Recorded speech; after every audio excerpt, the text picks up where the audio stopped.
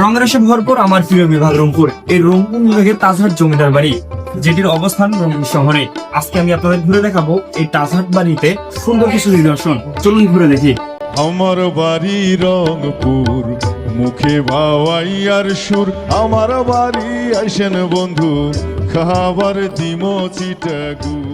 আমি এখন দাঁড়িয়ে আছি তাজহাট জমিদার বাড়ির ভিতরে অবস্থিত এই ঐতিহাসিক জাদুঘরের ভিতরে। এই জায়গাটা প্রতিটি কোন যেন কথা বলে। আজ আমরা শুধু এই জাদুঘরের ভেতরে নিদর্শনগুলো কাছ থেকে দেখবো না, জানবো এর সম্পূর্ণ ইতিহাস, ঘুরে দেখাবো সকল কিছু। এই জাদুঘরে ঢুকলে চোখে পড়ে নিয়ন্ত্রিত আলো, সাজানো কাচের আলমারি আর যত্ন করে সংরক্ষণ করা শত বর্ষের পুরনো নিদর্শন। প্রতিটি জিনিস এখানে রাখা হয়েছে ইতিহাস সংরক্ষণের জন্য।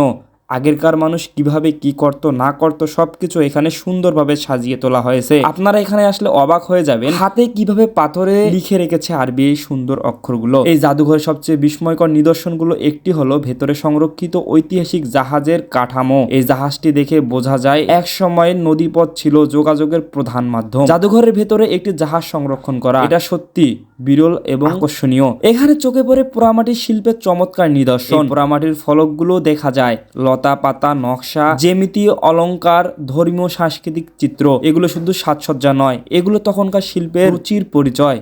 হ্যাঁ সত্যি। আপনি কি কখনো এসেছিলেন? অবশ্যই কমেন্টে জানিয়ে দিবেন। জাদুঘরের আরেকটি গুরুত্বপূর্ণ অংশ হলো পাথরে খোদাই করা আরবি লিপি। এই লেখাগুলো প্রমাণ করে দেয় সেই সময় ধর্মীয় জ্ঞান ও আরবি ভাষার ব্যবহার ছিল গুরুত্বপূর্ণ।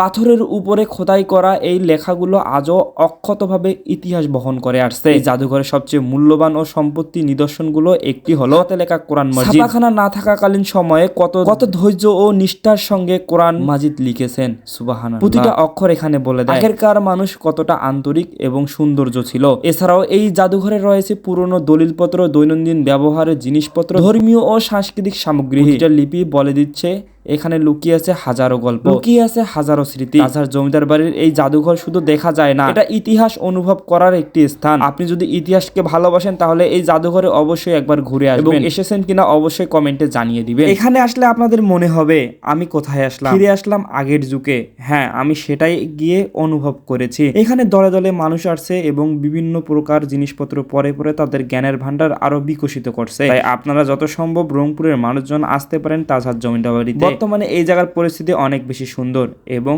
এখানে এসে সুন্দর কিছু সময় উপভোগ করতে পারেন। তো এই ছিল আজকের ভিডিও। সকলকে অনেক বেশি ধন্যবাদ ভিডিওটি দেখার জন্য। সবাই ভালো থাকবেন, সুস্থ থাকবেন এবং এই ভিডিওটি অবশ্যই সকলে শেয়ার করে পুরো বাংলাদেশ এবং বিশ্বের কাছে পৌঁছে দিবেন। সবাইকে অসংখ্য ধন্যবাদ। দেখা হচ্ছে নতুন আরেকটি ভিডিওতে।